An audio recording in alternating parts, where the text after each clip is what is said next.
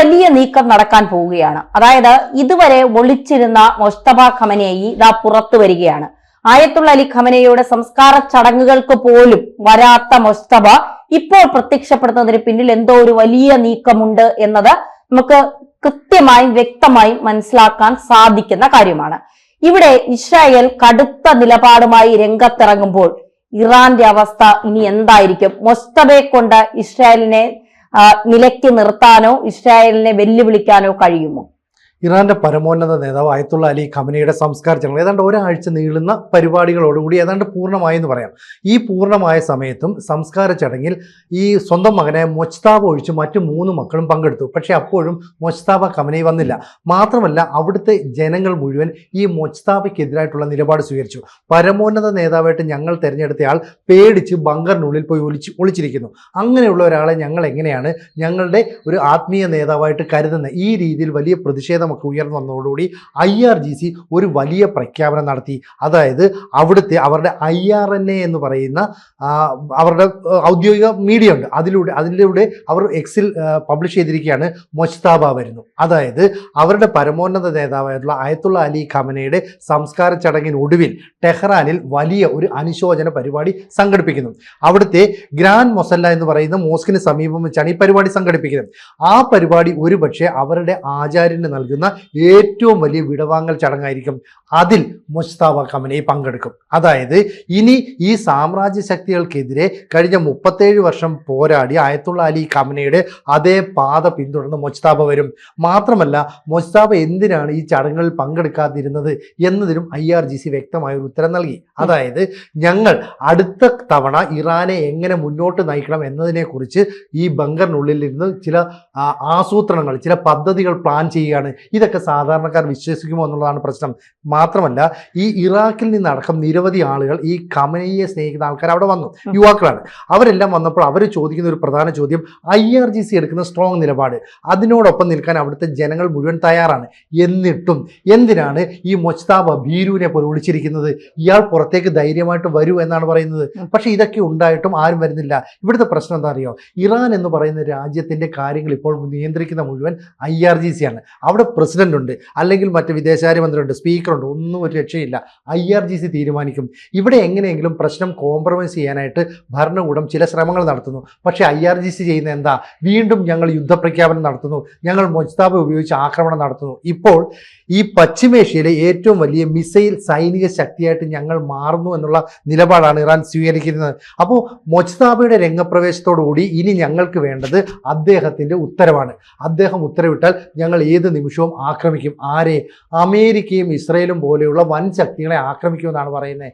അതിനുള്ള പാങ്ങ് ഇവർക്കുണ്ടോ എന്ന് നമ്മൾ മനസ്സിലാക്കണം. കഴിഞ്ഞ ആഴ്ച സംസ്കാര ചടങ്ങ് നടന്നപ്പോൾ ഈ രാജ്യത്തെ ഇറാനിലെ ഏറ്റവും വലിയ ജനക്കൂട്ടമാണ് അതിൽ പങ്കെടുത്തത്. അത്രയും ആളുകൾ പങ്കെടുത്ത ഒരു ചടങ്ങിൽ പോലും മൊജ്തബ വന്നില്ല.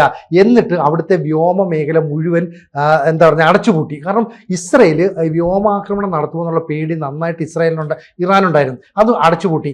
എന്നിട്ടും അവിടെ ആക്രമണങ്ങളൊന്നും നടന്നില്ല. അപ്പം നമ്മൾ വിചാരിച്ചു അവിടുത്തെ ജനങ്ങൾ മുഴുവൻ ഇറാൻ ഭരണകൂടത്തോടൊപ്പമാണെന്ന്. അങ്ങനെയല്ല.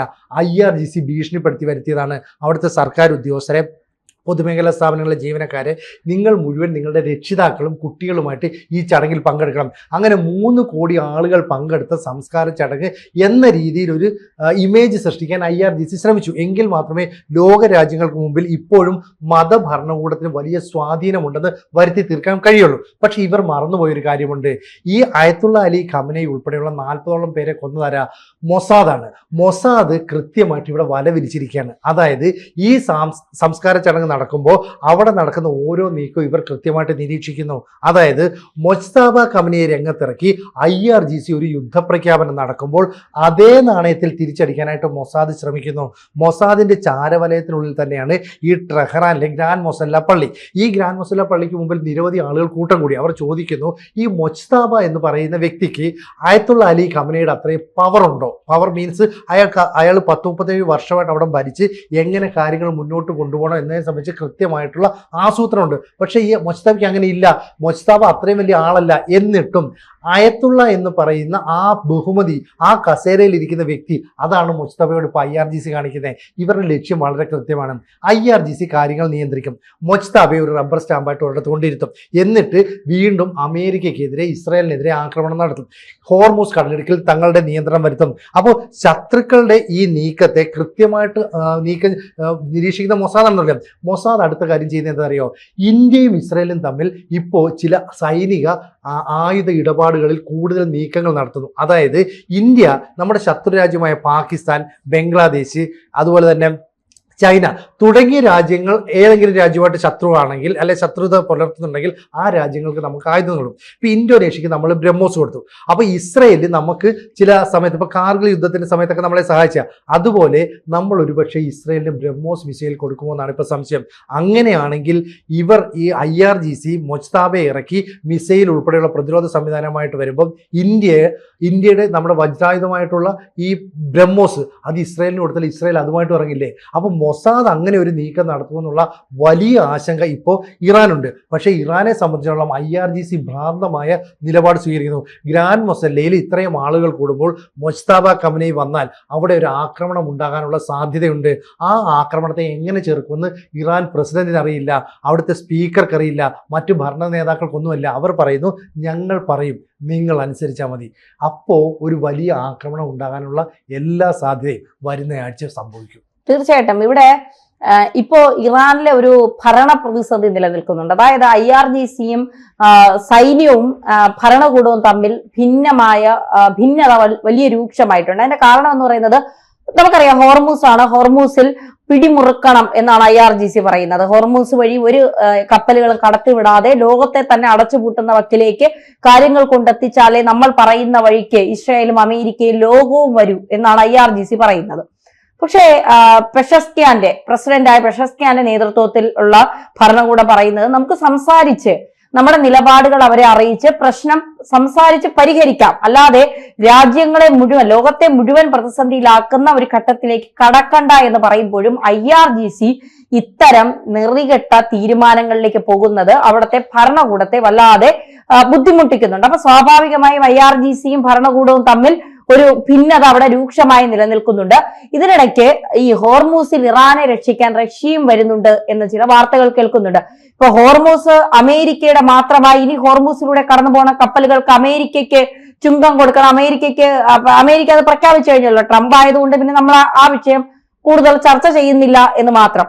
എന്തായാലും മൊജ്തബയുടെ വരവ്, സ്വന്തം അച്ഛൻ മരിച്ചിട്ട് 35 വർഷത്തോളം ഒരു രാജ്യത്തെ നയിച്ച് ഭരിച്ച് മുന്നോട്ട് പോയ ഒരു മനുഷ്യൻ അവസാനം 2 എല്ലും കഷ്ണവും ഒരു തൊപ്പിയും കിട്ടിയിട്ടും അതുകൊണ്ട് 3 കോടി ജനങ്ങളെ എങ്ങനെയൊക്കെ സംഘടിപ്പിച്ച് അതൊന്ന് സംസ്കരിക്കാനായി 4-5 ദിവസത്തെ പരിപാടി നടന്നിട്ട് ഈ 3 കോടി ആളുകൾക്കിടയിലൂടെ പോലും വരാൻ ഭയക്കുന്ന ഒരാൾ ഇസ്രായേലിനെ എങ്ങനെ തകർക്കുമെന്നാണ് പറയുന്നത്.